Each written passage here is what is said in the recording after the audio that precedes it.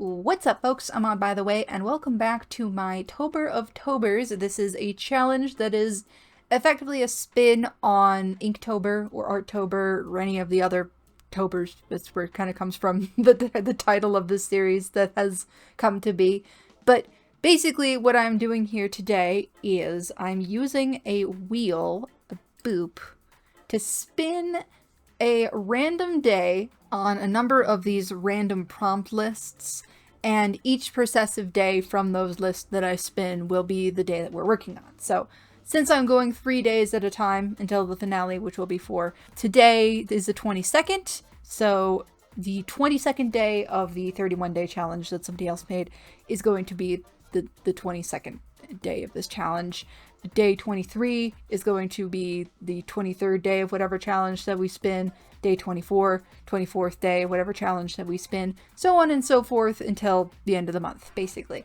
And we are gratefully making our way there. I have been feeling it, so hopefully I'm a little bit more energetic and enthusiastic about this assortment of prompts this time around, because it's been rough.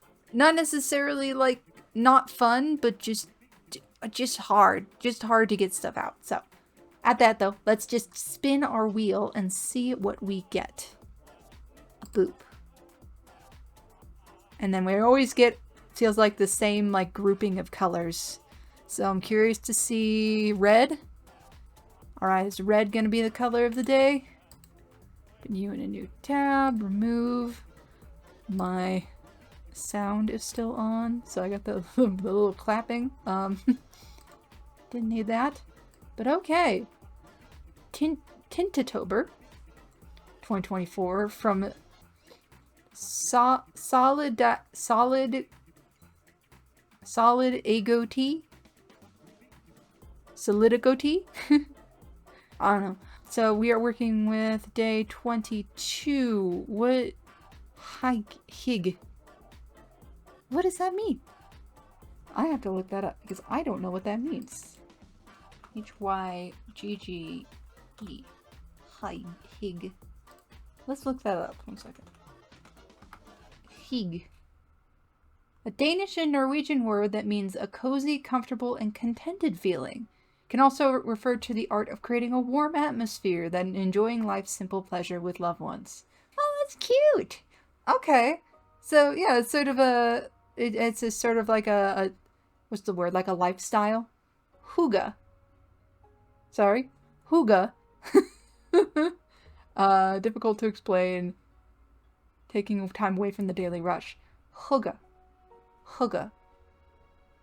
Hygge. I think I get it. Okay. Interesting. Well, I learned a new thing today. Neat. Thank you, Solidigo. I don't know how to pronounce your name. Interesting. So we're going for cozy today. Fun. Okay, so for day 23, let's roll our next list. Hygge.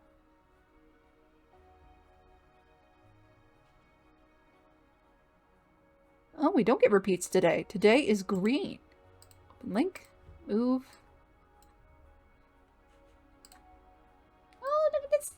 Oh, it's a cute one. Okay, sweet.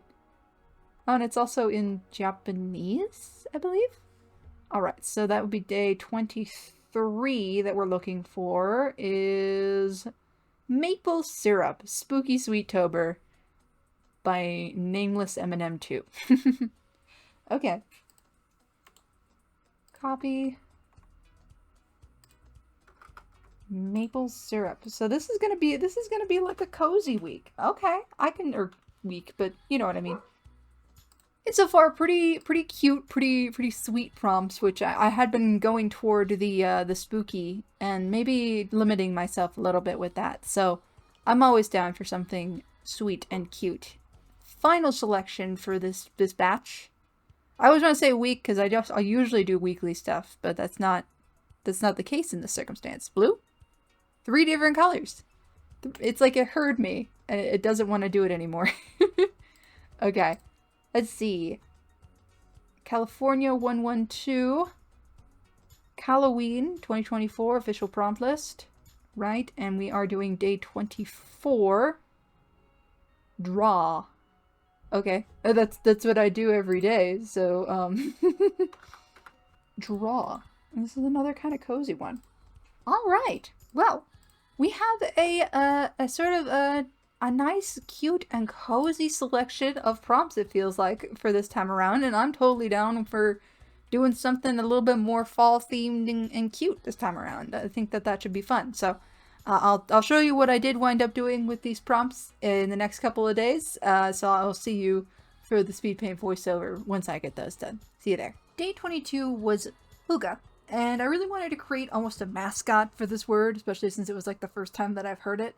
This was apparently the Free Association animal batch, as you'll see later too, but for whatever reason my mind was on owls for this day. I thought it would be cute to create sort of like a fluffy owl cat all snuggled up, just the pure definition of cozy or Huga. Thinking about it, I guess it makes sense why my brain made an association with the word Huga and owls, because it kind of sounds like a hoot, I guess, if I'm saying it correctly. Huga in general kind of sounds like the name of some griffin-like creature overall, too, at least to me. I took these prompts as a real opportunity to sort of chill and focus on detailing a simple, cozy little scene, and I really like how the lighting for all of these turned out. This little friend is Peaches. She's a griffin who loves spending the majority of the day reading or watching something. Being a cat griffin, she is very lazy and quite domestic. She can't resist a warm spot cuddled under some blankets by a fireplace, but she's the perfect company for a lazy rainy day inside.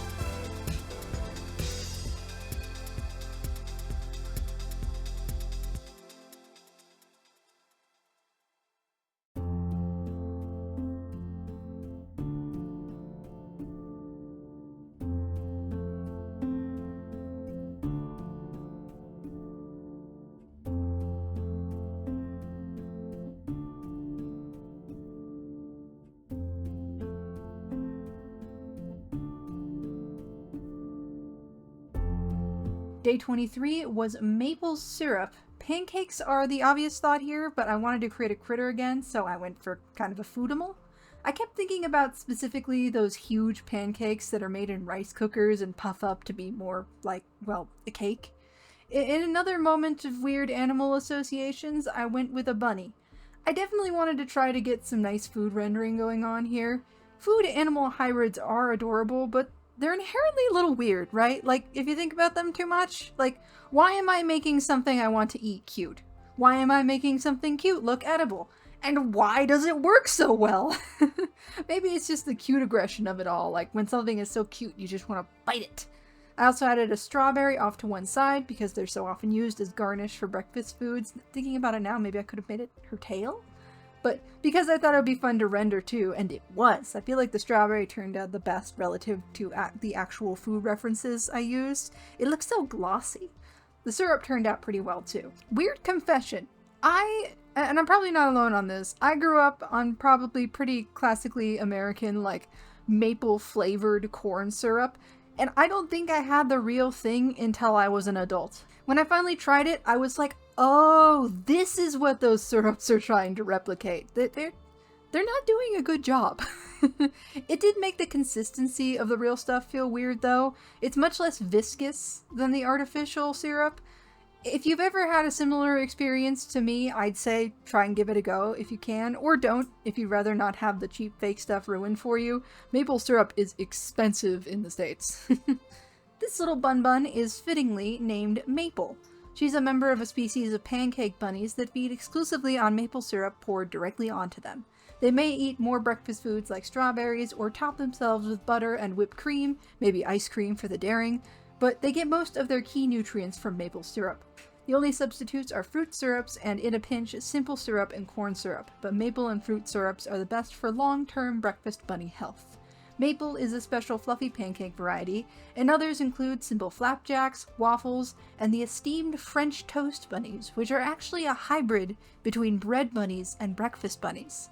Bakery bunny genealogy is as complex as it is delicious.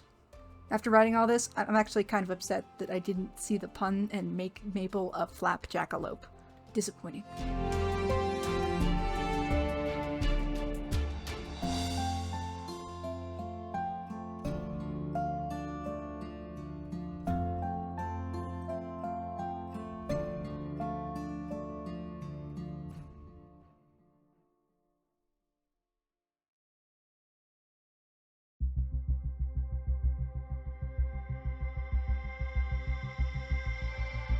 For day 24, I had the prompt draw.